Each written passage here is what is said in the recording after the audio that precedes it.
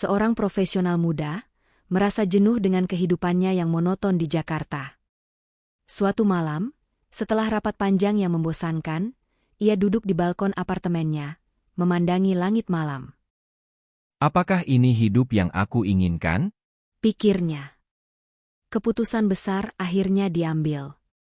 Raka memutuskan untuk meninggalkan pekerjaannya dan memulai perjalanan tanpa rencana melintasi Asia Tenggara.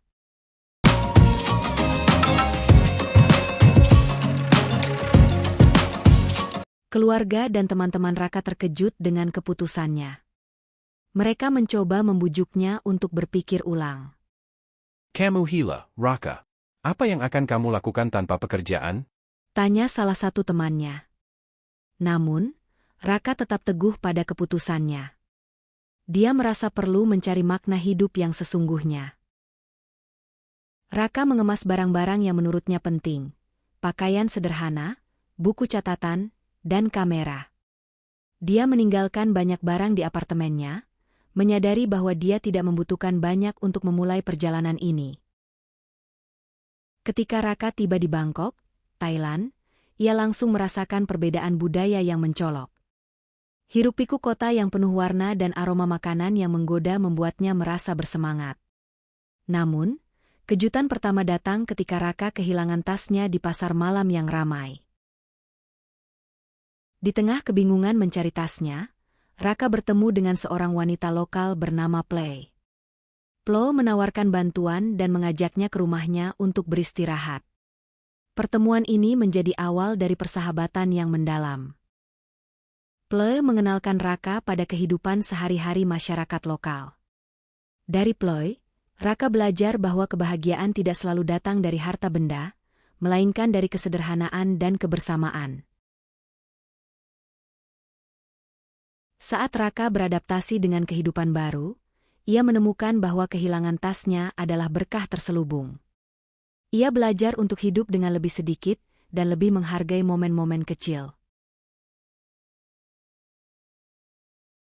Ploy mengajak Raka untuk mencicipi berbagai makanan jalanan Thailand. Dari pad thai hingga mangga ketan, setiap gigitan memberikan sensasi yang berbeda. Raka menyadari bahwa melalui makanan, ia bisa merasakan budaya dan sejarah suatu tempat.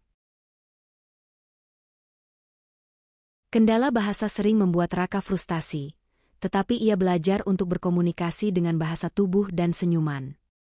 Dari sini, ia memahami bahwa komunikasi tidak selalu bergantung pada kata-kata.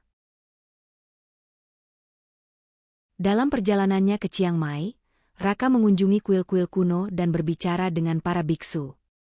Pengalaman ini membawanya pada refleksi mendalam tentang makna kehidupan dan kedamaian batin.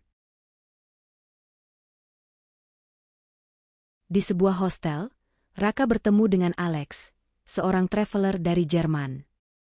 Mereka berbagi cerita dan pandangan hidup, memperkaya perspektif Raka tentang dunia. Perjalanan Raka ke Halong Bay, Vietnam, memberinya kesempatan untuk merasakan keindahan alam yang menakjubkan. Pemandangan laut yang tenang dan pulau-pulau karst yang menjulang tinggi memberikan ketenangan yang ia cari.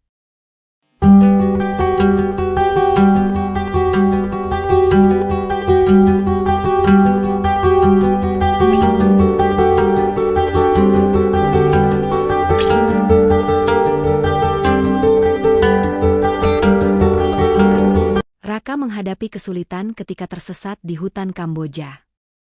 Dengan bantuan penduduk lokal, ia belajar tentang kekuatan bertahan hidup dan ketabahan. Di desa kecil di Laos, Raka bertemu dengan seorang petani yang hidup sederhana namun bahagia. Dari petani ini, Raka belajar bahwa kebahagiaan sejati tidak tergantung pada materi, tetapi pada rasa syukur dan cinta terhadap apa yang dimiliki. Dalam perjalanan ke Myanmar, Raka menemukan tujuan baru dalam hidupnya, untuk membantu orang lain dan memberikan dampak positif. Ia merasa panggilan untuk menjadi relawan di berbagai proyek komunitas. Di perjalanan ini, Raka menjalin persahabatan erat dengan orang-orang dari berbagai latar belakang.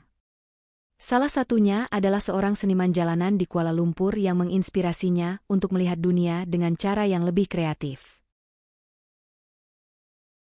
Momen pencerahan datang ketika Raka menyadari bahwa kesuksesan sejati bukan hanya tentang karir atau uang, tetapi tentang kebahagiaan dan kepuasan batin. Ia merasa lebih hidup dan puas dengan hidupnya sekarang. Pengalaman mengikuti festival tradisional di Filipina memberi Raka pemahaman baru tentang pentingnya budaya dan tradisi dalam membentuk identitas seseorang. Raka menemukan kembali passionnya dalam fotografi.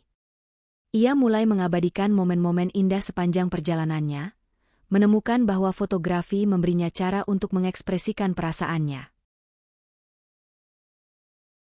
Ketakutan terbesar Raka adalah kesendirian.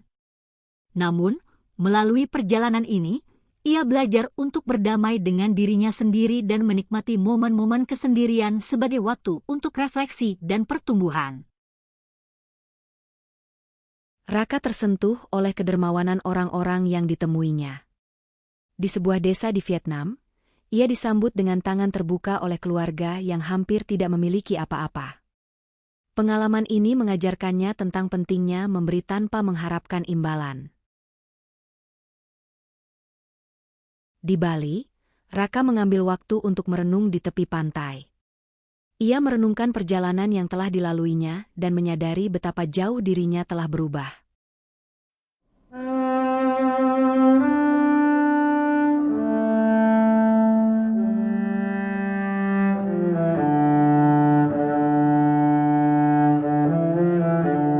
Raka bertemu dengan seorang guru meditasi di Ubud yang menjadi mentornya.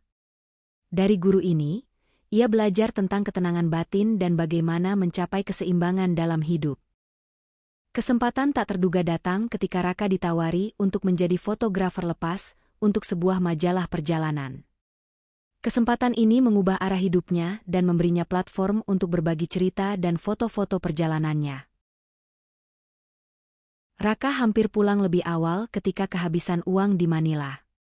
Namun, dengan bantuan teman-teman baru dan kreativitasnya, ia berhasil menemukan cara untuk melanjutkan perjalanannya. Di sebuah kafe di Hanau, Raka bertemu dengan Mei, seorang penulis dari Jepang. Hubungan mereka berkembang dan memberikan warna baru dalam perjalanan Raka. Mei menjadi pendamping setianya, dan mereka berbagi mimpi dan petualangan bersama. Raka mengalami kehilangan ketika salah satu teman dekat yang ditemuinya di perjalanan meninggal dunia karena penyakit. Melalui kehilangan ini, ia belajar untuk memaafkan dan menerima ketidaksempurnaan hidup. Setelah setahun berkelana, Raka kembali ke Jakarta dengan perasaan yang campur aduk. Ia merasa lebih dewasa dan bijaksana, tetapi juga merindukan kebebasan perjalanan. Raka mulai berbagi pengalamannya melalui blog dan pameran foto. Cerita-ceritanya menginspirasi banyak orang untuk mengejar mimpi dan menemukan kebahagiaan sejati. Raka kini menjalani hidup dengan lebih penuh makna. Ia bekerja sebagai fotografer dan penulis, terus mengejar passion-nya. Perjalanan jiwa ini telah mengubahnya menjadi pribadi yang lebih bijaksana, penuh rasa syukur, dan bersemangat untuk hidup.